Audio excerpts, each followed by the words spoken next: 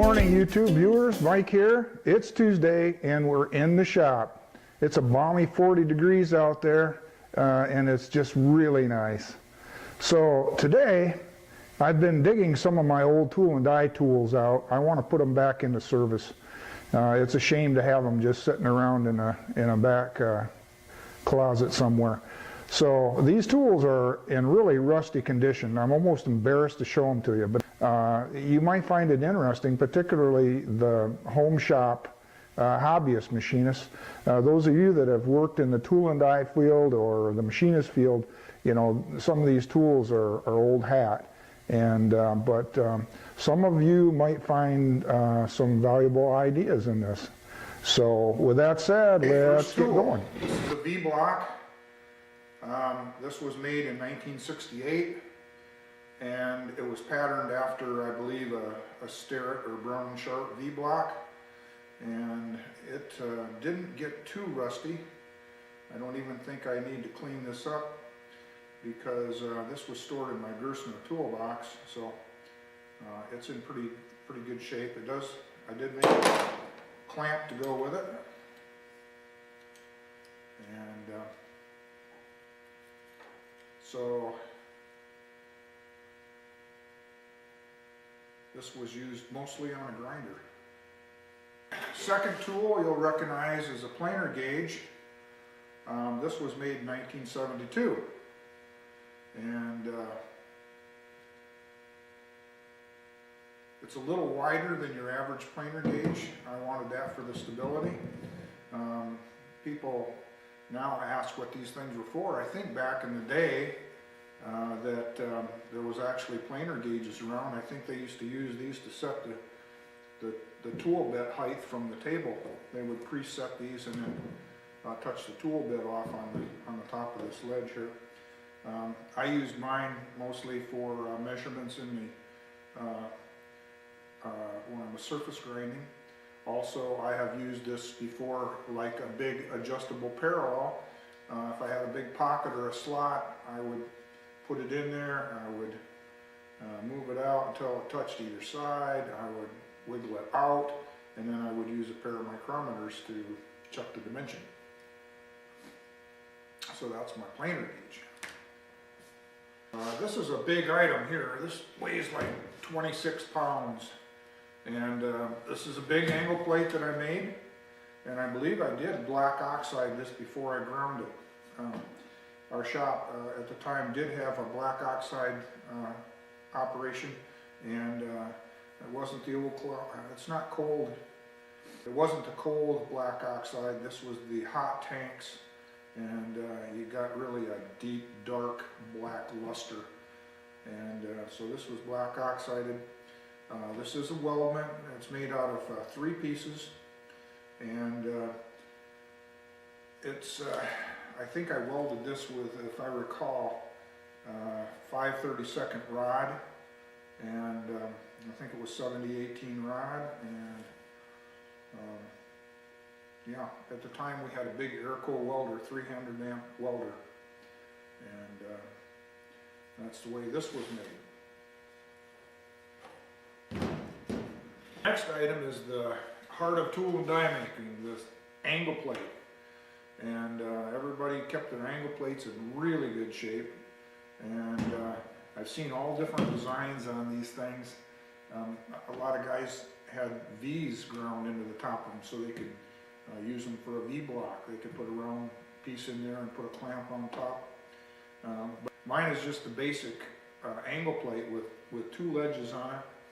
And has a minimal amount of holes, because if you use an angle plate or any kind of tool on a wet grinder, that's a surface grinder that has coolant, flood coolant, you know, every time you take this thing off the chuck, you have to blow it out. Every hole holds water, and so you know, if you have a minimal amount of holes, it's a good thing. And I had plugged some of mine with set screws to hold some of the water out, although I'm sure they're rusted in now. But that's my angle plate. It was made in 1966.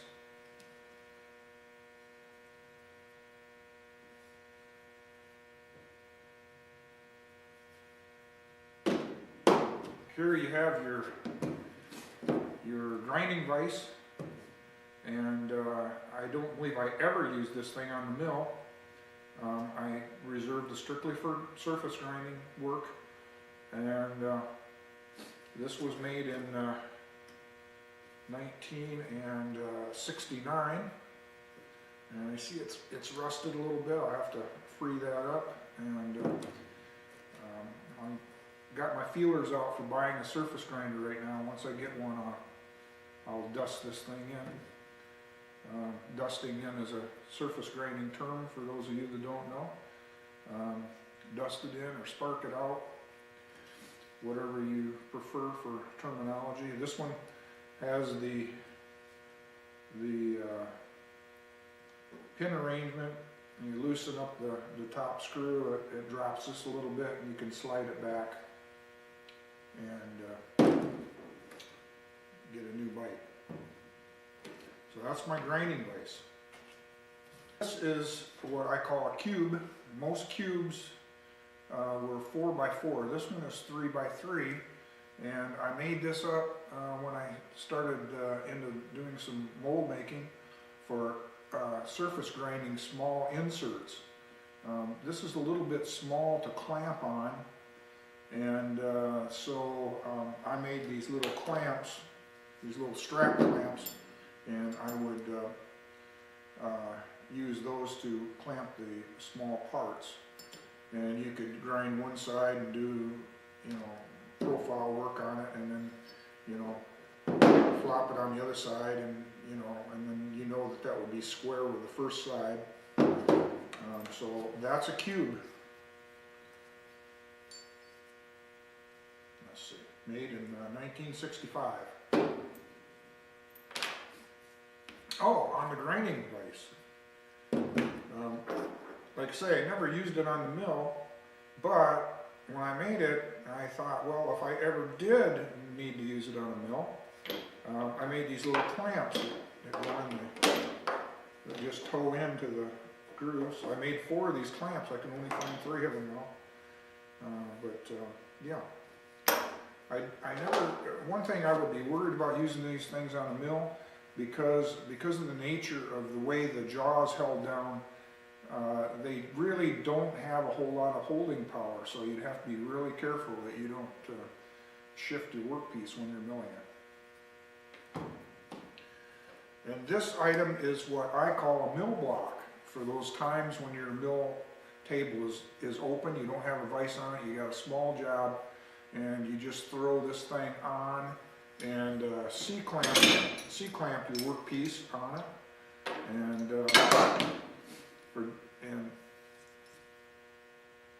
it's very, very fast to set up because it has keys on the bottom that locate in the T-slots of your mill table, so you don't have to indicate a square or anything. You just throw it on and you can do some quickie work with it. And this was made in 1966. No block. And a lot of these items, like for example, this big angle plate, C-clamps were used to hold your workpieces on, whether you had it on a big surface grinder or a milling machine. So we used C-clamps a lot. I had 3 sizes of C-clamps that did most of what I needed to do. These are Williams clamps. I had pairs, so there's another one of each one of these. So that's that. If you guys are interested, I would be glad to make a video someday of what's inside my Gerstner toolbox. So, okay, that's it for now. Stay tuned for the next video. See you next time.